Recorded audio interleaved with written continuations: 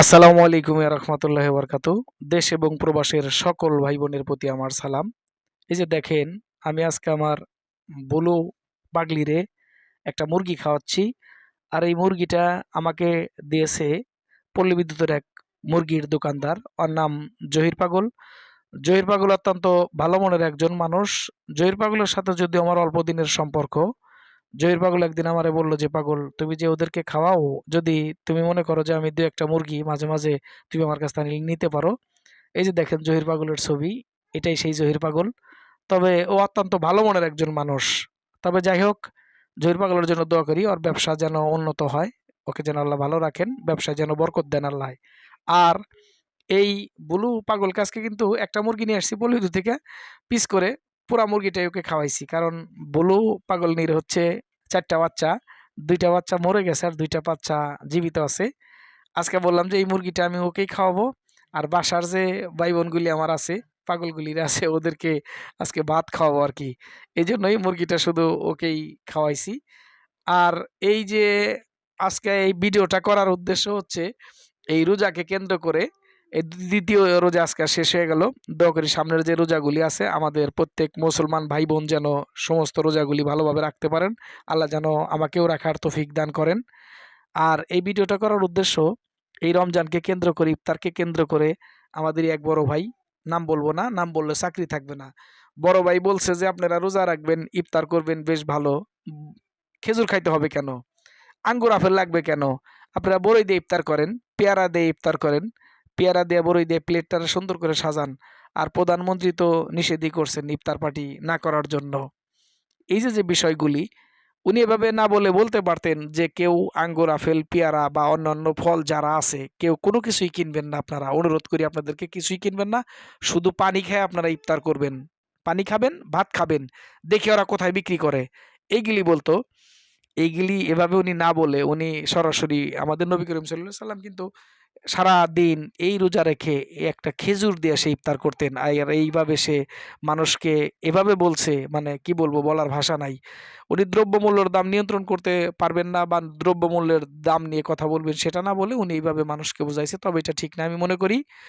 তাই মনের দুঃখে, কি বলবো, মনের দুঃখে আমি বড় ভাইকে নিয়ে একটি গান লিখেছি। আমি জানি না আমার গানটা কতটা ভালো হইছে কি খারাপ হইছে। আপনারা অবশ্যই আমাকে কমেন্টে জানাবেন। আমি শুধরানোর চেষ্টা করব যদি কোনো ভুল বলে থাকি। ধন্যবাদ সবাইকে। ভালো থাকবেন সবাই। বড়ই দিয়া ইফতার কইরো রোজাদার বোন ভাই তোমরা, পিয়ারা দিয়া ইফতার কইরো রোজাদার বোন ভাই।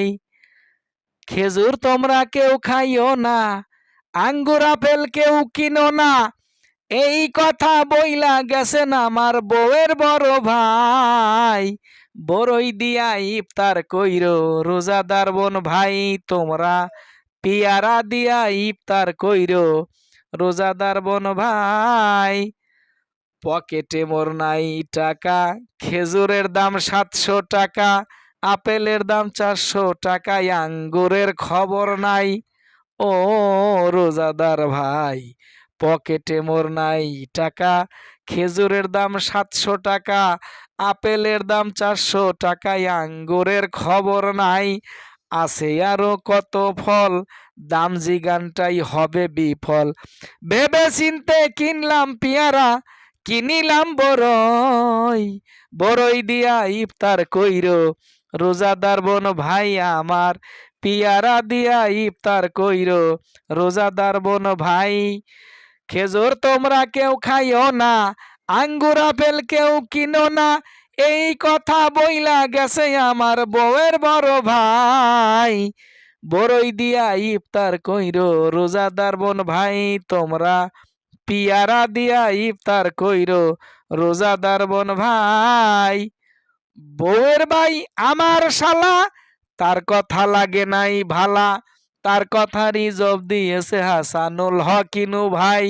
ও বন্ধু রে, বউয়ের ভাই আমার শালা, তার কথা লাগে নাই ভালা, তার কথা রিজব দিয়েছে হাসানুল হকিনু ভাই।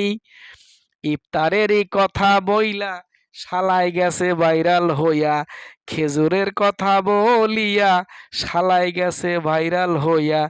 জাহাঙ্গীর কয় গানের সুরে লজ্জায় মইরা যাই, বড়ই দিয়া ইফতার কইরো রোজাদার বোন ভাই তোমরা, পিয়ারা দিয়া ইফতার কইরো রোজাদার বোন ভাই তোমরা, বড়ই দিয়া ইফতার কইরো রোজাদার বোন ভাই তোমরা, পেয়ারা দিয়া ইফতার কইরো রোজাদার বোন ভাই।